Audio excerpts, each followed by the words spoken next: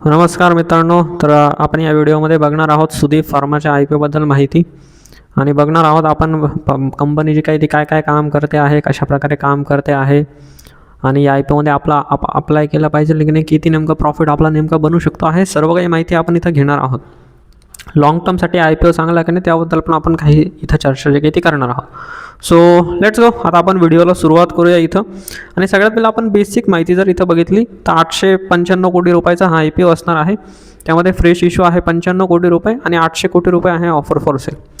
तर याचा अर्थ 800 कोटी रुपये जे काय आहे त्याचे काही ऑलरेडी त्यांना प्रमोटर आहेत त्यांना मिळणार आहेत आणि जो काही फ्रेश इश्यू आहे जे काही कंपनीला पैसे देणार आहेत ते फक्त 95 कोटी रुपये आहे. सो ही जी काय आहे थोडीशी निगेटिव्ह गोष्ट आहे आपल्यासाठी, आपण या IPOसाठी जर बघितली तर.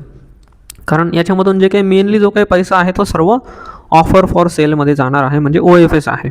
फक्त 95 कोटी रुपये कंपनीसाठी वापरले जाणार आहे. सो IPOमधून कंपनीला काही जास्त प्रॉफिट नाही होणार आहे. फक्त ज्यांच्याकडे पहिले शेअर्स आहे या कंपनीचे ते लोक शेअर विकत आहेत आणि त्यांचे पैसे काढून घेत आहे.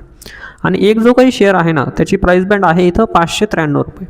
सो 593 रुपयाच्या भावाने आपल्याला एक शेअर इथं मिळणार आहे. आता याच्यामध्ये आपण जर याची थोडी माहिती जर बघितली तर ही जी काही कंपनी आहे ना ती 1990 जवळपास 1989 पासून चालू झालेली आहे. आणि ही जी काही कंपनी आहे ती मेनली फार्मा सेक्टरमध्ये काम करते. ठीक आहे, फार्मा जे काही आहे त्याच्यामध्ये काम करते. त्यामध्ये पण ही जी काही कंपनी आहे तर जे पण आपण स्पेशल न्यूट्रिशनचे जे काही घटक आपण बघत आहोत, जसं की तुम्ही समजा फॉर एक्झाम्पल आपण समजा बॉर्नविटा बघतो, हॉर्लिक्स आहे, भरपूर साऱ्या गोष्टी जे लहान मुलं पित असतात. या सगळ्या गोष्टी आता भरपूर मोठे व्यक्ती पण काही काही महत्त्वाच्या गोष्टी पित असतात, की मोठे व्यक्ती आहे ते पण भरपूर जास्त यामध्ये ह्या ज्या काही गोष्टी आहेत ते कन्झ्युम करत असतात. तर ही जी काही गोष्टी आहे त्यांची जी काही डिमांड आहे ती भरपूर जास्त वाढते आहे दिवसेंदिवस आपण जर बघितलं तर. कारण लोक आता हेल्थवर खूप जास्त लक्ष देत आहेत आणि आता भरपूर साऱ्या ज्या काही गोष्टी आहेत आपण बाहेरच्या खातो, इथल्या खातो, म्हणून भारतातल्या लोकांची जी काही हेल्थ आहे ती कंटिन्युअसली डिक्रीज होत चालली आहे. म्हणून अशा गोष्टींची जी काही गरज आहे ना ती भरपूर जास्त आहे, की ज्यावरून आपल्याला जे पण महत्त्वाच्या गोष्टी जसं की कॅल्शियम आहे, समजा आयर्न आहे, या सर्व गोष्टी आपल्या शरीरासाठी गरजेच्या आहेत, ज्या गोष्टी नॉर्मली आपल्याला नाही मिळते. मग त्यासाठी आता असे प्रकारचे जे काही प्रोडक्ट आहेत ते भरपूर जास्त भारतामध्ये सध्या वापरले जात आहेत आणि ते सर्व प्रकारचे जे काही प्रोडक्ट आहे ही कंपनी बनवण्याचं काम करते. यांचे टोटल 6 युनिट्स आहे पूर्ण भारताभरामध्ये, म्हणजे 6 फॅक्टरीज आहेत. त्यामध्ये 50,000 मेट्रिक टनची यांची कॅपॅसिटी आहे टोटल वर्षभराची. याच्यामध्ये काय काय प्रोड्यूस करतात तर कॅल्शियम आहे, आयर्न आहे, मॅग्नेशियम आहे, झिंक आहे, पोटॅशियम आहे, सोडियम आहेत. हे सर्व मिनरल्स बनवण्याचं काम करतात आणि हे सर्व मिनरल्स आपल्या शरीरासाठी चांगले असतात, आपल्यासाठी गरजेचे आहेत, जेणेकरून की आपली जी काही हेल्थ आहे ती चांगली राहणार आहे. आणि ही जी काही कंपनी आहे ना ती सगळ्यात महत्त्वाची गोष्ट म्हणजे 100पेक्षा जास्त देशांमध्ये काम करते. सो खूप चांगली कंपनी आहे. आपण जर बघितलं तर 1989 पासून काम करते आहे, म्हणजे भरपूर जुनी पण कंपनी आहे आणि 100पेक्षा जास्त देशांमध्ये यांचे प्रोडक्ट विकले जातात. सो भरपूर मोठा यांचा क्लायंट बेस आहे आपण जर बघितलं तर. सो ती एक खूप महत्त्वाची आणि पॉझिटिव्ह गोष्ट असणार आहे. आणि यांचे 200पेक्षा जास्त प्रोडक्ट आहेत का जे फार्मामध्ये आहेत, फूडमध्ये आहे आणि न्यूट्रिशनमध्ये आहे. जसं की मी तुम्हाला सांगितलं 200पेक्षा जास्त यांचे जे काही प्रोडक्ट आहेत ते आहेत. आणि कंपनीची काही R&D आहे ती पण भरपूर मजबूत आहे, म्हणजे जे काही नवीन जे काही प्रोडक्ट आहे ना त्यावर पण बनवण्याकडे यांचा फोकस आहे, की 200+ एवढे प्रोडक्ट आहेच, पण प्लस अजून जास्त यांना बनवायचे आहेत.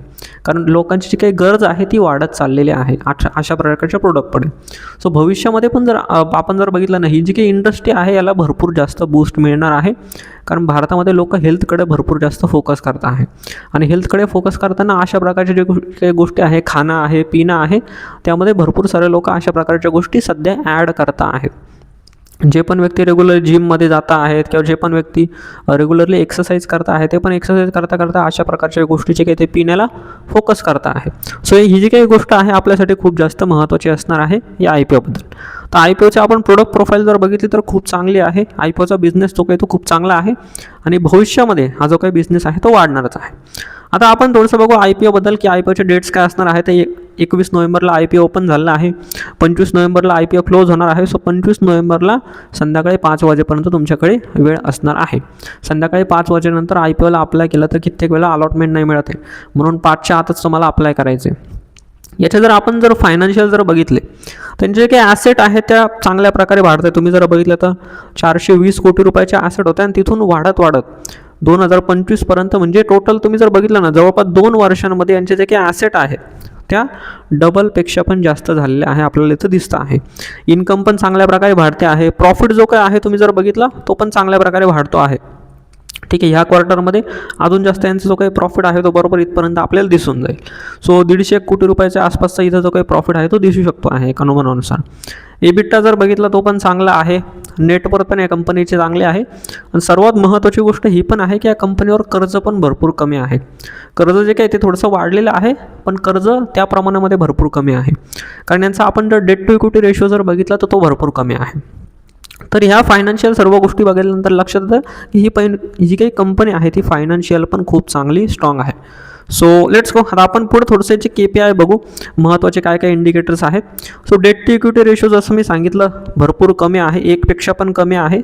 सो या कंपनीवर कर्ज खूप कमी आहे. ही जी काही कंपनी आहे ती ऑलमोस्ट डेट फ्री आहे, थोडंफार यांच्यावर फक्त कर्ज उरलेलं आहे. यांची जर रिटर्न ऑन नेटवर्थ जर बघितली ती पण खूप चांगली आहे, 27-28% आहे. मार्जिन पण यांचे खूप चांगले आहेत, कारण अशा प्रकारच्या प्रोडक्ट्सवरती मार्जिन खूप चांगले मिळतात. ठीक आहे, कारण भरपूर लोक हे प्रोडक्ट खरेदी करायला रेडी आहेत, कारण त्यांच्या हेल्थसाठी, कारण हेल्थवर एवढे लोक लक्ष देत आहेत. सो याच्यामध्ये जे काही मार्जिन आहे ते पण खूप चांगलं मिळत असतं अशा प्रकारच्या प्रोडक्टमध्ये. सो यांचं पॅट मार्जिन पण खूप चांगलं आहे, EBITDA मार्जिन पण खूप चांगलं आहे. शिवाय आपण यांचं जर PE रेशो आणि price to book value ratio जर बघितला तर PB रेशो जो काही रेशो आहे तो 13च्या आसपास आहे. तो PB रेशो जो काय आहे तो ओव्हर व्हॅल्यूड आपल्याला दिसतो आहे, 5पेक्षा जास्त आहे. म्हणजे हा जो काही शेअर आहे तो ओव्हर व्हॅल्यूड आहे त्या प्रमाणात. सो थोडासा महागामध्ये आपल्याला शेअर मिळतो आहे, ही गोष्ट महत्त्वाची आहे. PE रेशो पण जर बघितलं तर जवळपास 53च्या PEने आपल्याला शेअर्स मिळणार आहे, म्हणजे तो पण ओव्हर व्हॅल्यूड आहे. ठीक आहे, सो ते गोष्ट आपण बोलू शकतो आहे. आता फार्माच्या जे काही कंपनी असतात त्यामध्ये जास्त करून ओव्हर व्हॅल्यूडच असतो. सो तरी पण ठीक आहे, ज्या प्रकारची ग्रोथ ही कंपनी करते आहे तर खूप जास्त ओव्हर व्हॅल्यूड आपण नाही मानू शकत आहे. पण ते परत थोडंसं हा जो काही शेअर आहे तो ओव्हर व्हॅल्यूड आहे.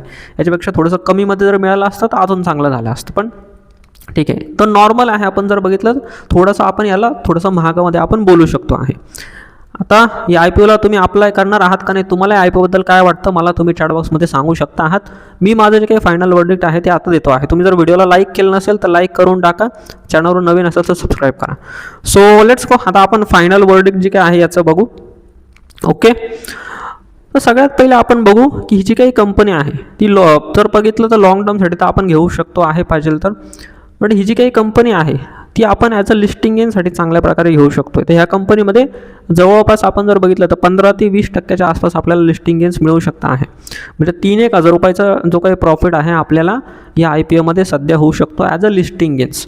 ज्यांना पण लाँग टर्मसाठी ठेवायचं आहे ते लाँग टर्मसाठी पण या शेअरला ठेवू शकता आहेत. पण लाँग टर्मसाठी ठेवायचं आहे का नाही हा तुमचा मुद्दा आहे.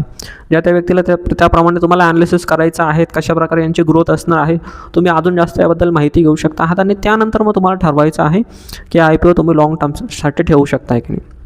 यामध्ये तुम्ही पाहिलं तर थोडेफार जे काही शेअर आहेत अर्धे शेअर विकू शकता आहेत, अर्धे शेअर ठेवू शकता आहेत. तुमच्याप्रमाणे तुम्हाला काम करायचं आहे. पण कंपनी चांगली आहे, ज्यांना पण लाँग टर्मसाठी ठेवायचं तुम्ही थोडेफार शेअर तिथं ठेवू शकता आहात, किंवा सर्व शेअर डायरेक्ट लिस्टिंगला विकून टाकले तरी पण चालते. तुमच्याप्रमाणे तुम्हाला तिथं निर्णय जो काही तो घ्यायचा आहे. तुमचं या IPOबद्दल काय मत आहे हे पण मला चॅटबॉक्समध्ये सांगायचं आहे. आणि हा जो काही व्हिडिओ आहे जास्तीत जास्त लोकांपर्यंत तुम्ही शेअर करायचा आहे, ज्यांना पण IPO विषयी माहिती पाहिजे असणार आहे. Thank you so much. भेटूया आपण पुढच्या व्हिडिओमध्ये.